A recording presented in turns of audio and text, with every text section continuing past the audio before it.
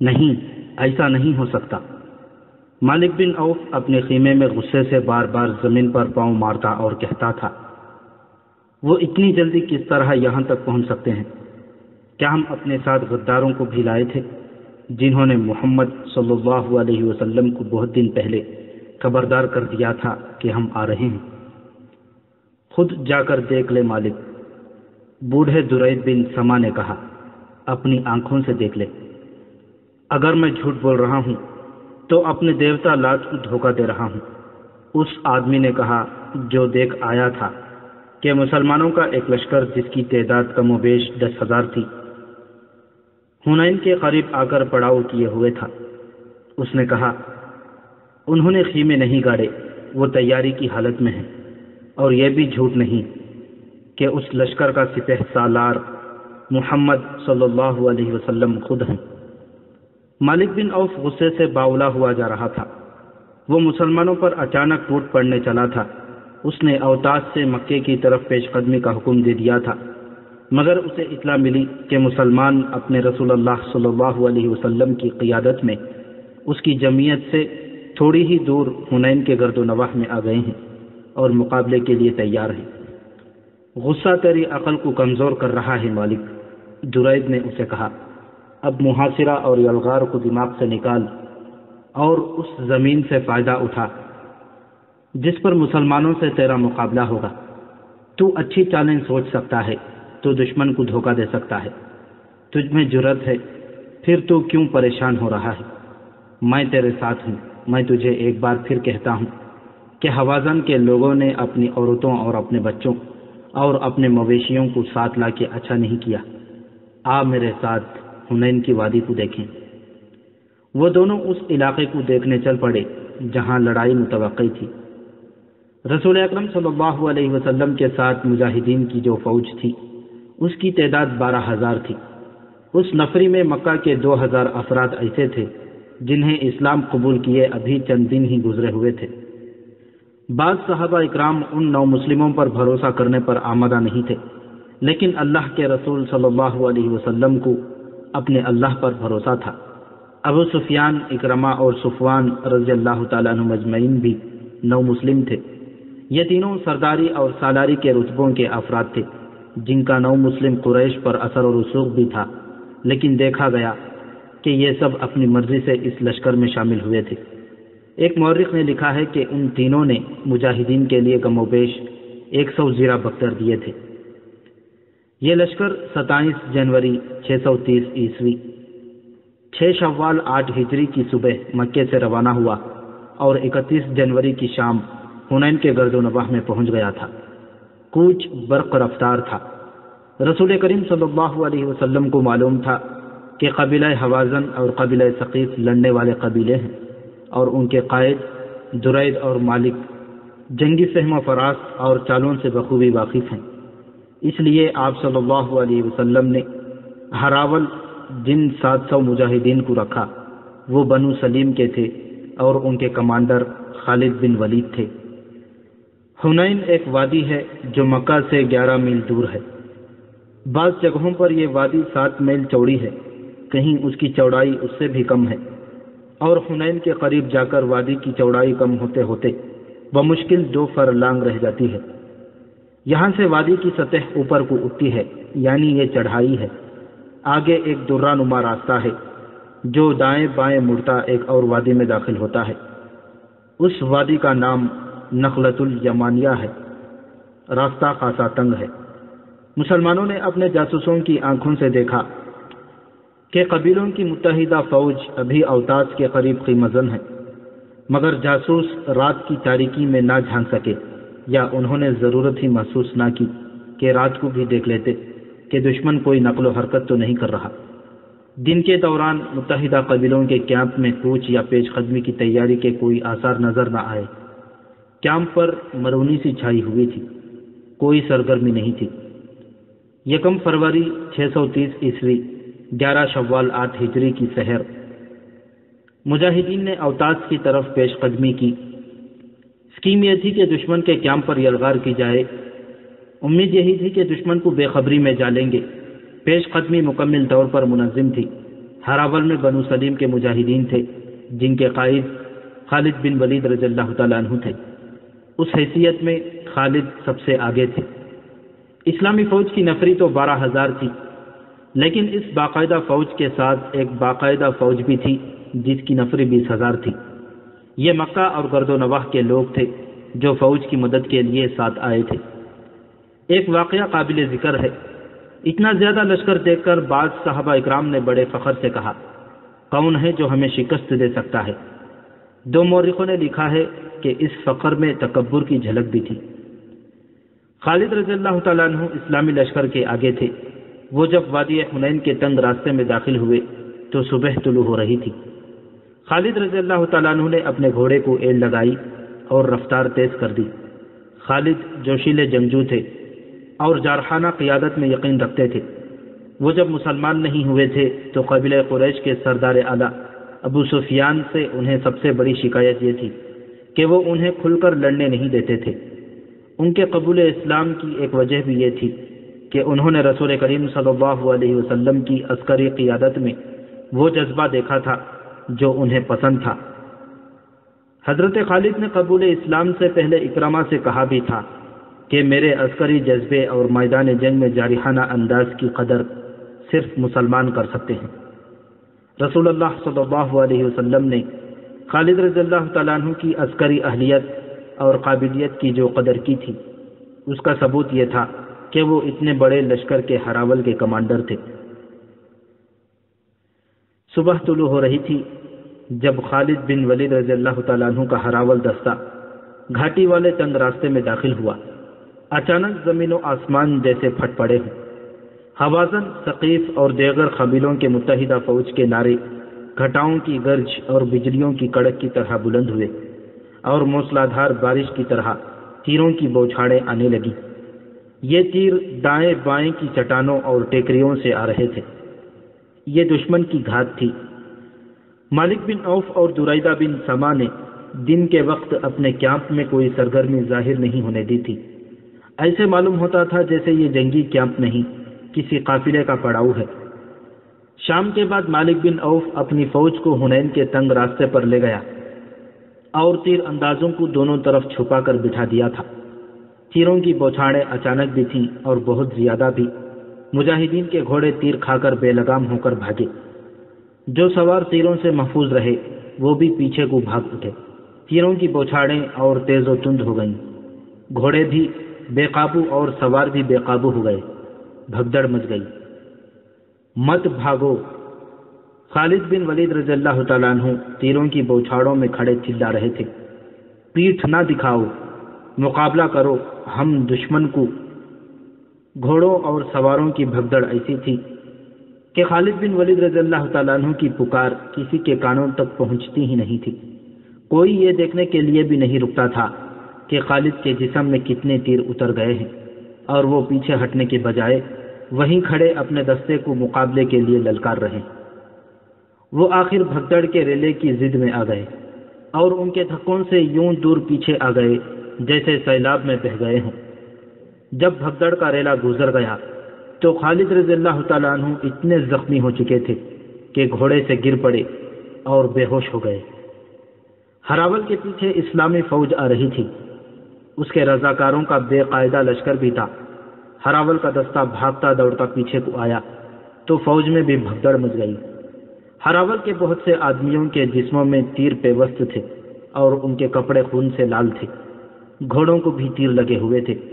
مالک بن عوف کی فوج کے نعرے جو پہلے سے زیادہ بلند ہو گئے تھے سنائی دے رہے تھے۔ یہ حال دیکھ کر اسلامی فوج بکھر کر پیچھے کو بھاگی۔ بعض مورخوں نے لکھا ہے کہ وہ قریش جو بددلی سے مسلمان ہوئے تھے اور اسلامی فوج کے ساتھ آ گئے تھے، انہوں نے اس بھگدڑ کو یوں بڑھایا جیسے جلتی پر تیل ڈالا جاتا ہے۔ وہ نہ صرف بھاگے بلکہ انہوں نے خوف و ہراس پھیلا دیا۔ انہیں ایک خوشی تو یہ تھی کہ لڑائی سے بچے، اور دوسری خوشی یہ تھی کہ مسلمان بھاگ نکلے ہیں اور انہیں شکست ہوئی ہے۔ مسلمانوں کی کچھ نفری وہیں جا پہنچی جہاں سے چلی تھی۔ اس جگہ کو فوجی اڈا بیس بنایا گیا تھا۔ زیادہ تعداد ان مسلمانوں کی تھی جنہوں نے پیچھے ہٹ کر ایسی جگہوں میں پناہ لے لی جہاں چھپا جا سکتا تھا، لیکن وہ چھپنے کے لیے بلکہ چھپ کر یہ دیکھنے کے لیے وہاں رکے تھے کہ وہاں ہوا کیا ہے اور وہ دشمن کہاں ہے جس سے ڈر کر پوری فوج بھاگ اٹھی ہے۔ وہاں تو حالت یہ ہو گئی تھی کہ بھاگتے ہوئے اونٹ اور گھوڑے ایک دوسرے سے ٹکرا رہے تھے اور پیادے ان کے درمیان آ کر کچلے جانے سے بچنے کے لیے ہر طرف بھاگ رہے تھے۔ رسول کریم صلی اللہ علیہ وسلم نے اپنی فوج کی یہ حالت دیکھی تو آپ صلی اللہ علیہ وسلم سن ہو کے رہ گئے۔ آپ بھاگنے والوں کے راستے میں کھڑے ہو گئے۔ آپ کے ساتھ 9 صحابہ اکرام تھے، ان میں 4 قابل ذکر ہیں، حضرت عمر، حضرت عباس، حضرت علی اور حضرت ابوبکر صدیق رضی اللہ تعالیٰ عنہم اجمعین۔ مسلمانوں، رسول کریم صلی اللہ علیہ وسلم نے بلند آواز سے للکارنا شروع کر دیا، کہاں جا رہے ہو؟ میں ادھر کھڑا ہوں، میں جو اللہ کا رسول ہوں، مجھے دیکھو، میں محمد ابن عبداللہ یہاں کھڑا ہوں۔ مسلمان حضور صلی اللہ علیہ وسلم کے قریب سے بھاگتے ہوئے گزرتے چلے جا رہے تھے۔ آپ صلی اللہ علیہ وسلم کی کوئی نہیں سن رہا تھا۔ خالد بن ولید کہیں نظر نہیں آ رہے تھے، وہ آگے کہیں بے ہوش پڑے تھے۔ اتنے میں قبیلہ حوازن کے کئی آدمی اونٹوں اور گھوڑوں پر سوار بھاگتے ہوئے مسلمانوں کے تعاقب میں آئے۔ ان کے آگے ایک شتر سوار تھا جس نے جھنڈا اٹھا رکھا تھا۔ حضرت علی رضی اللہ تعالیٰ عنہ نے ایک مسلمان کو ساتھ لیا اور اس شتر سوار علمبردار کے پیچھے دوڑ پڑے۔ قریب جا کر حضرت علی رضی اللہ تعالیٰ عنہ نے اس کے اونٹ کی پچھلی ٹانگ پر تلوار کا وار کر کے ٹانگ کاٹ دی۔ اونٹ گرا تو سوار بھی گر پڑا۔ حضرت علی رضی اللہ تعالیٰ عنہ نے اس کے اٹھتے اٹھتے اس کی گردن صاف کاٹ دی۔ حضور صلی اللہ علیہ وسلم ایک ٹیکری پر جا کھڑے ہوئے۔ دشمن کے کسی آدمی کی للکار سنائی دی، وہ رہا محمد، قتل کر دو۔ تاریخ میں ان آدمیوں کو قبیلہ ثقیف کے آدمی لکھا گیا ہے جو اپنے آدمی کی للکار پر اس ٹیکری پر چڑھنے لگے جس پر رسول اللہ صلی اللہ علیہ وسلم کھڑے تھے۔ صحابہ اکرام جو آپ کے ساتھ تھے ان آدمیوں پر ٹوٹ پڑے۔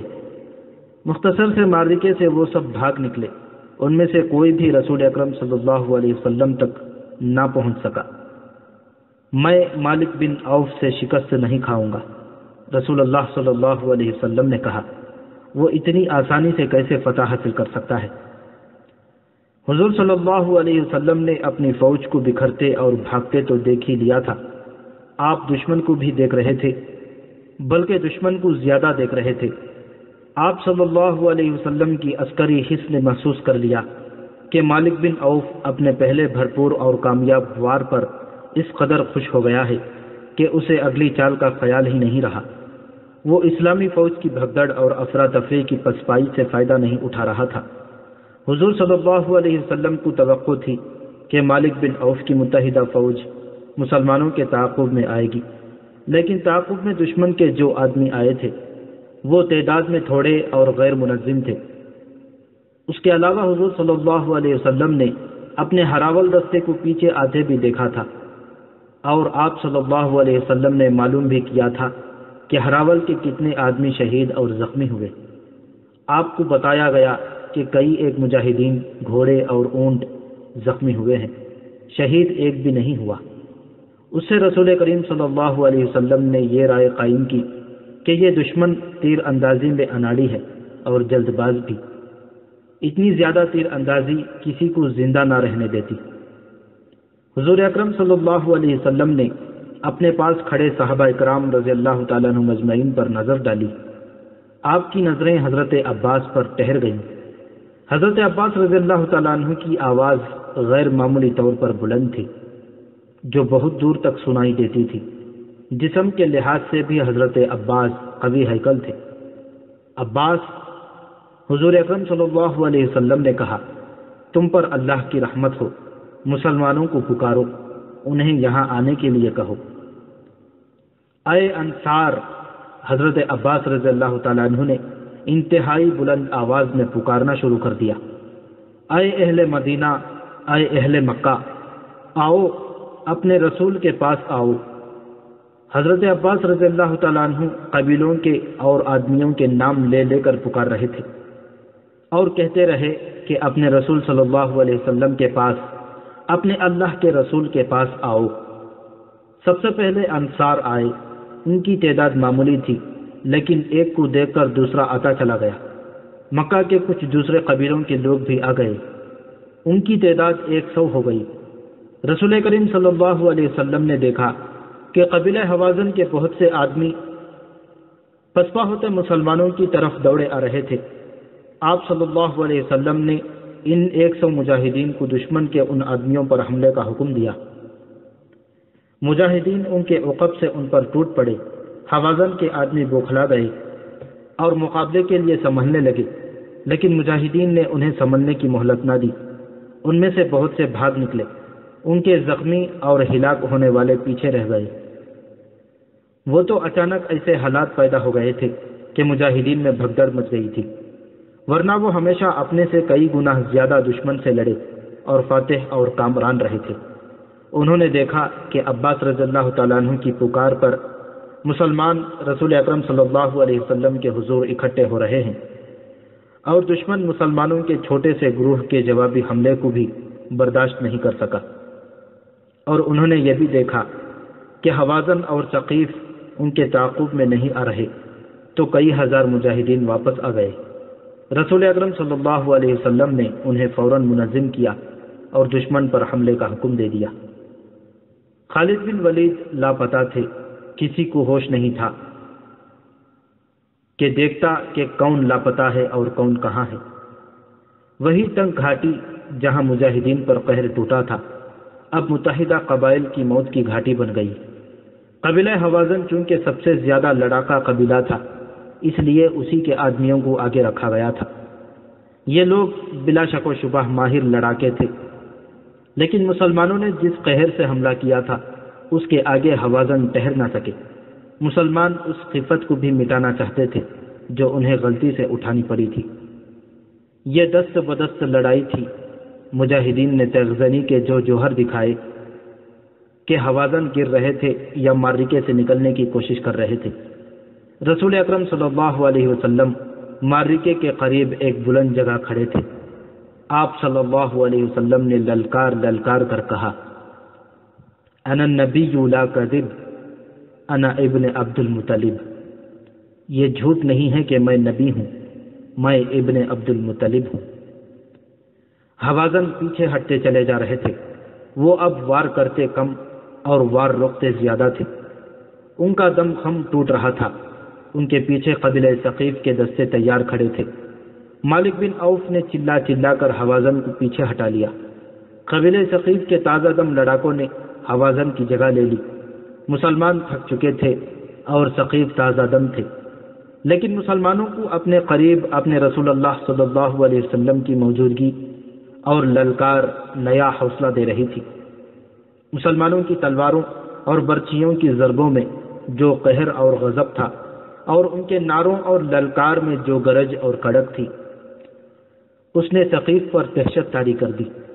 ثقیف کے لڑاکے جو عرب میں خاصے مشہور تھے تیزی سے پیچھے ہٹنے لگے، پھر ان کے اونٹوں اور گھوڑوں نے بھگدڑ بپا کر دی۔ اس سے دشمن میں وہی کیفیت پیدا ہو گئی جو گھاٹی میں صبح کے وقت مسلمانوں میں پیدا ہو گئی تھی۔ حوازن بڑی بری حالت میں پیچھے کو بھاگے تھے۔ اب قبیلہ ثقیف بھی پسپا ہوئے تو ان کے اتحادی قبائل کے حوصلے لڑے بغیر ہی ٹوٹ پھوٹ گئے۔ وہ افراتفری میں بھاگ اٹھے۔ مالک بن عوف تنگ راستے سے دور پیچھے حوازن کے بھاگے ہوئے دستوں کو یکجا کر رہا تھا۔ اس کا انداز بتا رہا تھا کہ وہ جارحانہ کارروائی سے منہ موڑ چکا ہے اور اپنے دستوں کو دفاعی دیوار کے طور پر ترتیب دے رہا ہے۔ رسول اللہ صلی اللہ علیہ وسلم نے یہ ترتیب دیکھی تو آپ اپنے لشکر کی طرف پلٹے۔ آپ صلی اللہ علیہ وسلم نے دیکھا کہ جو مجاہدین صبح کے وقت بھاگ گئے تھے وہ سب واپس آ گئے ہیں۔ حضور صلی اللہ علیہ وسلم نے حکم دیا کہ گھوڑ سواروں کو آگے لاؤ۔ ذرا سی دیر میں سوار پیادوں سے الگ ہو گئے۔ آپ صلی اللہ علیہ وسلم نے سواروں کو ایک خاص ترتیب میں کر کے حکم دیا کہ حوازن کو سنبھلنے اور منظم ہونے کا موقع نہ دو اور برق رفتار حملہ کرو۔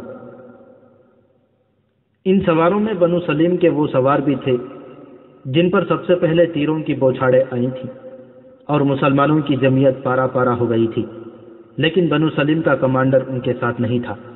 وہ تھے خالد بن ولید، جو ابھی تک کہیں بے ہوش پڑے تھے۔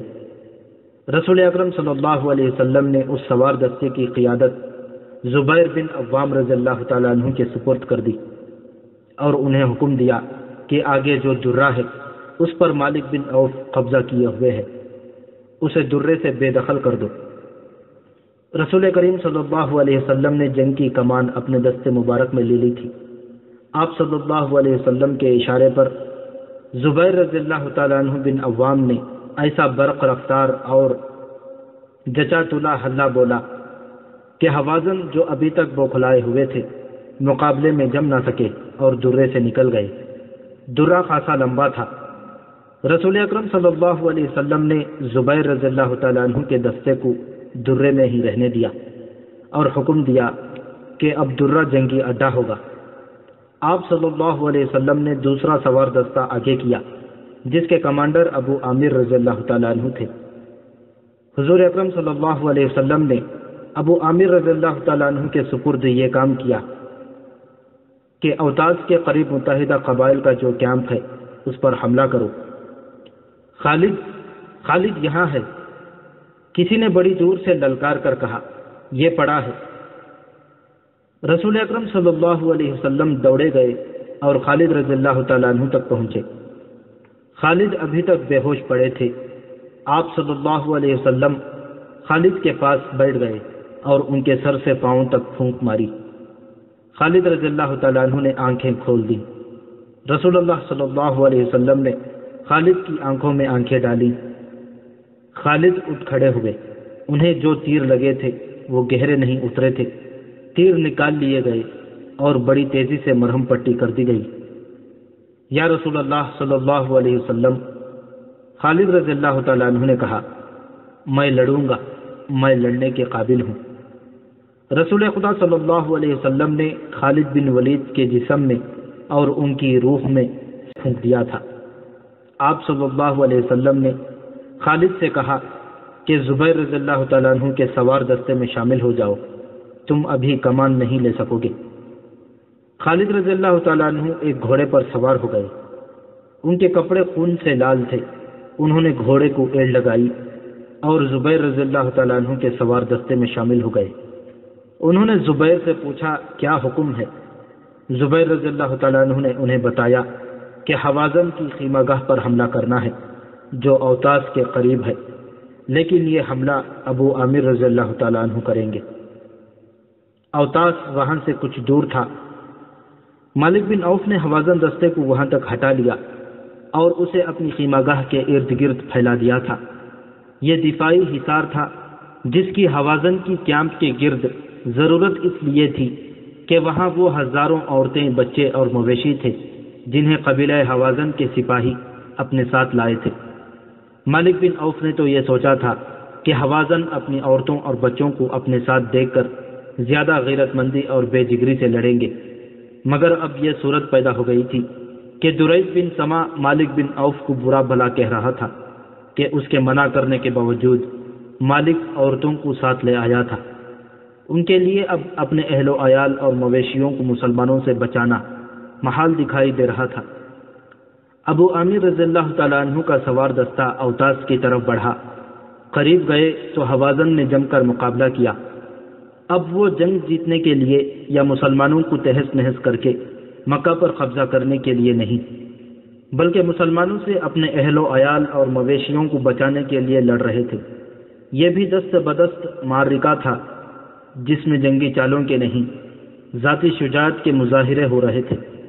سوار اور پیادے لڑتے ہوئے وادی میں پھیلتے جا رہے تھے۔ ابو عامر رضی اللہ تعالیٰ عنہ نے دشمن کے 9 سواروں کو ہلاک کر دیا، مگر 10ویں حوازن کو للکارا تو اس کے ہاتھوں خود شہید ہو گئے۔ رسول اکرم صلی اللہ علیہ وسلم نے پہلے ہی ان کا جانشین مقرر کر دیا تھا۔ وہ تھے ان کے چچا زاد بھائی ابو موسیٰ رضی اللہ تعالیٰ عنہ۔ انہوں نے فوراً کمان سنبھال لی اور اپنے سواروں کو للکارنے لگے۔ حوازن زخمی ہو کر گر رہے تھے۔ صاف نظر آ رہا تھا کہ ان کے پاؤں اکھڑ رہے ہیں۔ رسول اکرم صلی اللہ علیہ وسلم نے زبیر رضی اللہ تعالیٰ عنہ بن عوام کو، جنہیں آپ صلی اللہ علیہ وسلم نے درے میں روک لیا تھا، حکم دیا کہ اپنے دستے کو ابو موسیٰ کی مدد کے لیے لے جائیں۔ حضور صلی اللہ علیہ وسلم نے یہ اس لیے ضروری سمجھا تھا کہ دونوں دستے مل کر ہوازن کا کام جلدی تمام کر سکیں گے۔ زبیر رضی اللہ تعالیٰ عنہ نے اپنے سواروں کو حملے کا حکم دیا۔ جب گھوڑے دوڑے، اس وقت خالد بن ولید کا گھوڑا دستے کے آگے تھا۔ ہوازن پہلے ہی ہمت ہار چکے تھے۔ مسلمانوں کے دوسرے سوار دستے کے حملے کی وہ تاب نہ لا سکے۔ ان کے زخمیوں کی تعداد معمولی نہیں تھی۔ وہ اپنی عورتوں اور بچوں کو چھوڑ کر بھاگ نکلے۔ مسلمانوں نے کیمپ کو گھیرے میں لے لیا۔ چھوٹے چھوٹے قبیلوں کے لڑاکوں نے جب ہوازن اور ثقیف جیسے طاقتور قبیلوں کو بھاگتے دیکھا تو وہ وہاں سے بالکل غائب ہو گئے اور اپنی اپنی بستیوں میں جا پہنچے۔ مالک بن عوف میدان جنگ میں کہیں نظر نہیں آ رہا تھا۔ وہ نظر آ ہی نہیں سکتا تھا۔ اسے اپنے شہر طائف کی فکر پیدا ہو گئی تھی۔ اس نے اپنے قبیلے کے سرداروں سے کہا کہ مسلمان جس رفتار اور جس جذبے سے آ رہے ہیں، اس سے صاف پتہ چلتا ہے کہ وہ طائف تک پہنچیں گے اور اس بستی کی اینٹ سے اینٹ بجا دیں گے۔ اس خطرے کے پیش نظر اس نے قبیلہ ثقیف کے تمام دستوں کو لڑائی سے نکالا اور طائف جا دم لیا۔ پیچھے حنین کی وادی میں کیفیت یہ تھی کہ ہوازن کی عورتیں اور بچے چیخ و پکار کر رہے تھے۔ تمام وسیع و عریض وادی مجاہدین اسلام کی تحویل میں تھی۔ مکہ کے جو غیر فوجی مجاہدین کے ساتھ آئے تھے وہ زخمی مجاہدین کو اٹھا رہے تھے۔ دشمن کے زخمی کراہ رہے تھے، مر رہے تھے۔ مرنے والوں میں بوڑھا درید بن سما بھی تھا، وہ لڑتا ہوا مارا گیا تھا۔ مسلمانوں کو دشمن کے زخمیوں اور قیدیوں سے جو ہتھیار اور گھوڑے ملے، ان کے علاوہ 6,000 عورتیں اور بچے، 24,000 اونٹ، 40,000 بکریاں اور بے شمار چاندی ہاتھ لگی۔ مسلمانوں نے جنگ جیت لی تھی، لیکن رسول اللہ صلی اللہ علیہ وسلم نے فیصلہ کیا کہ مالک بن عوف کو مہلت نہیں دی جائے گی کہ وہ سستا سکے اور اپنی فوج کو منظم کر سکے۔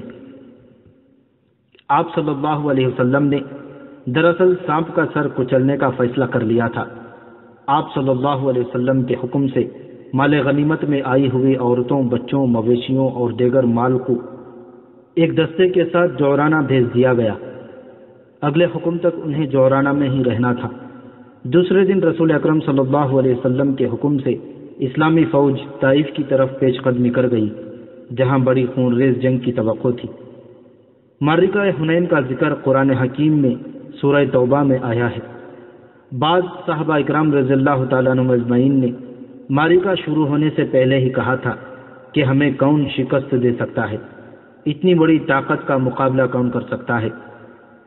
سورہ توبہ میں آیا ہے، اللہ نے بہت سے موقعوں پر تمہاری مدد کی، اور حنین کے دن بھی جب تم کو اپنی کثرت پر ناز تھا، حالانکہ وہ تمہارے کچھ کام نہ آئی، اور زمین باوجود اپنی وسعت کے تم پر تنگ ہو گئی اور تم پیٹ پھیر کر بھاگے۔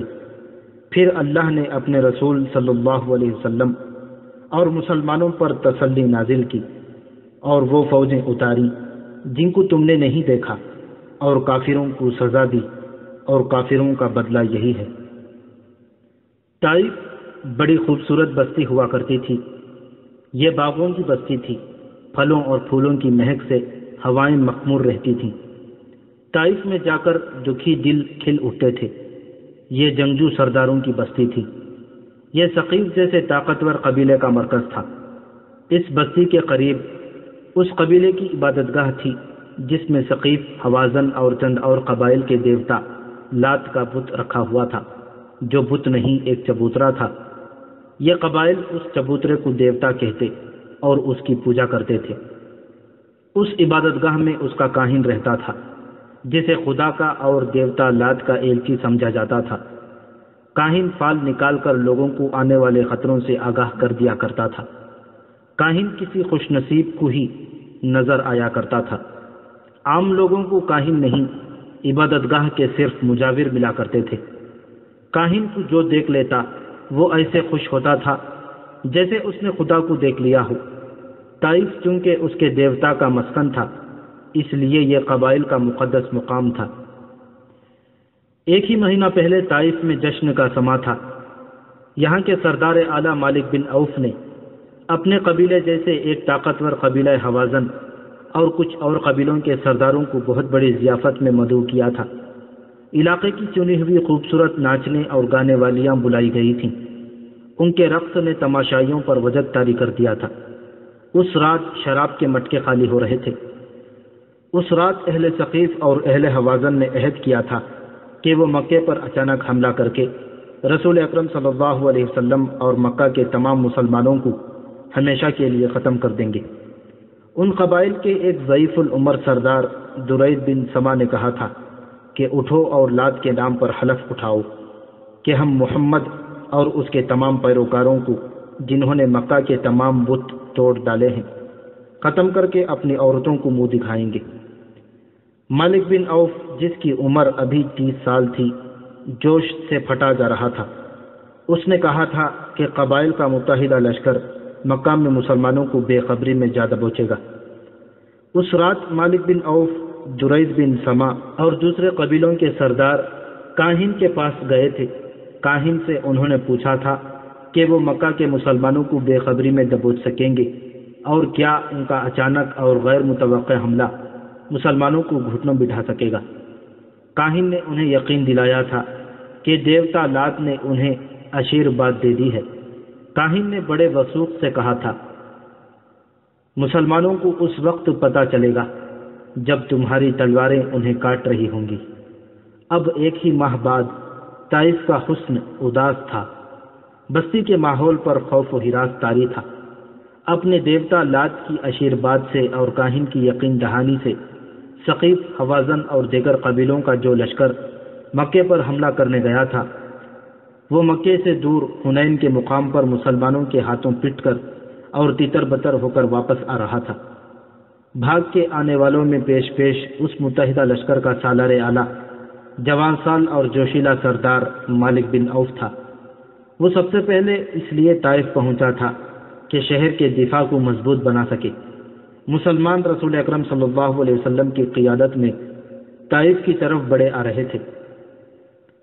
طائف کے لوگوں، طائف کی گلیوں میں گھبرائی گھبرائی سی آوازیں اٹھ رہی تھیں۔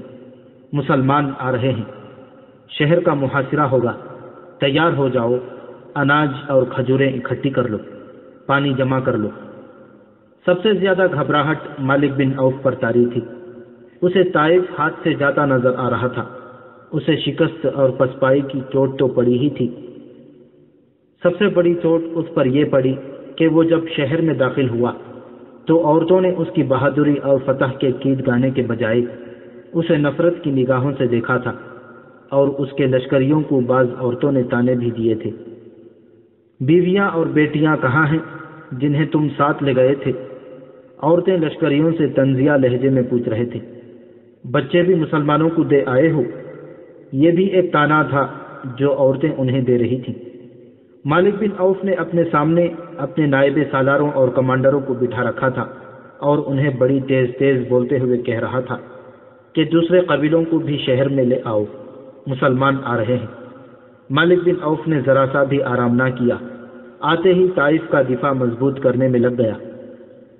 اس کے نائب، کمانڈر اور قاصد پسپا ہو کر آنے والوں کو اکٹھا کرنے میں لگے ہوئے تھے۔ آدھی رات تک وہ تھک کر چور ہو چکا تھا۔ اس نے اپنی سب سے زیادہ حسین اور چہیتی بیوی کو اپنے پاس بلایا۔ وہ آ گئی۔ کیا آپ نے حلف نہیں اٹھایا تھا کہ محمد صلی اللہ علیہ وسلم اور اس کے تمام پیروکاروں کو، جنہوں نے مکہ کے بت توڑ دیے تھے، ختم کر کے اپنی عورتوں کو منہ دکھائیں گے؟ بیوی نے اسے کہا، آپ فتح کے بجائے ماتھے پر شکست کا داغ لے کر آئے ہیں۔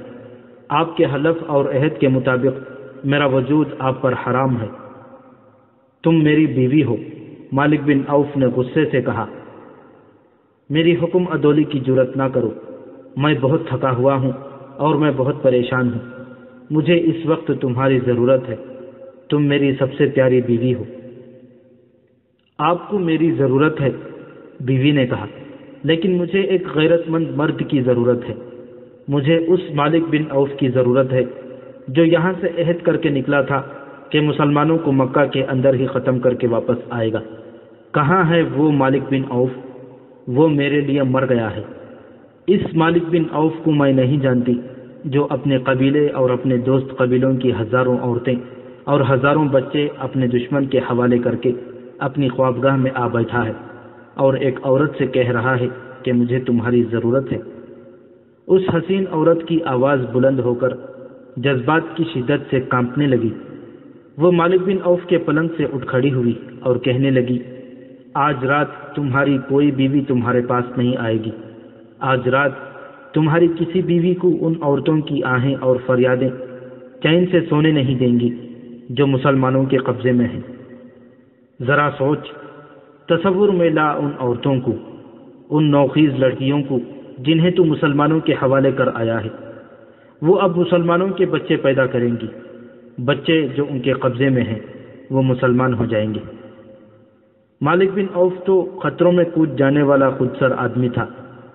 اس نے اپنے بزرگ اور میدان جنگ کے منجھے ہوئے استاد دریف بن سما کی اس پند و نصیحت کو ٹھکرا دیا تھا کہ وہ عقل و ہوش سے کام لے اور جوانی کے جوش و خروش پر قابو پائے۔ اب وہی مالک بن عوف اپنی بیوی کے سامنے یوں سر جھکائے بیٹھا تھا جیسے دہکتے ہوئے انگاروں پر کسی نے پانی چھڑک دیا ہو۔ اس کی مردانگی ختم ہو چکی تھی۔ تم مسلمانوں کو ختم کرنے گئے تھے مالک۔ بیوی اب اس طرح بولنے لگی جیسے اس کی نگاہوں میں اتنے جری اور بہادر شوہر کا احترام ختم ہو چکا ہو۔ وہ کہہ رہی تھی، مسلمانوں کو ختم کرتے کرتے تم مسلمانوں کی تعداد میں اضافہ کر آئے ہو۔ کاہن نے کہا تھا کہ کون کاہن؟ بیوی نے اس کی بات کاٹتے ہوئے کہا، وہ جو مندر میں بیٹھا فالے نکالتا رہتا ہے۔ تم جیسے آدمی اپنی بدقسمت اپنے ہاتھ میں رکھا کرتے ہیں اور اپنی قسمت اپنے ہاتھوں بنایا اور بگاڑا کرتے ہیں۔ تم نے کاہن سے پوچھا نہیں کہ اس کی فال نے جھوٹ کیوں بولا ہے۔ مالک بن عوف اٹھ کھڑا ہوا۔ اس کی سانسیں تیزی سے چلنے لگیں۔ اس کی آنکھوں میں خون اترنے لگا۔ اس نے دیوار کے ساتھ لٹکی ہوئی تلوار اٹھائی اور بیوی سے کچھ کہے بغیر باہر نکل گیا۔ طائف میں رات تو آئی تھی، لیکن وہاں کی سرگرمیاں اور بھاگ دوڑ دیکھ کر دن کا گماں ہوتا تھا۔ باہر سے خبریں آ رہی تھیں کہ مسلمان طائف کی طرف بڑی تیزی سے بڑھے چلے آ رہے ہیں۔ لوگ دفاعی تیاریوں میں مصروف تھے۔ سب سے بڑا مسئلہ خوراک اور پانی کا تھا۔ بہت سے لوگ پانی جمع کرنے کے لیے حوض بنا رہے تھے۔ مالک بن عوف ان سرگرمیوں کے شور و غل میں سے گزرتا چلا جا رہا تھا۔ لوگ اتنے مصروف تھے کہ کسی کو پتہ ہی نہ چلا کہ ان کے درمیان سے ان کا سالار اعلیٰ گزر گیا ہے۔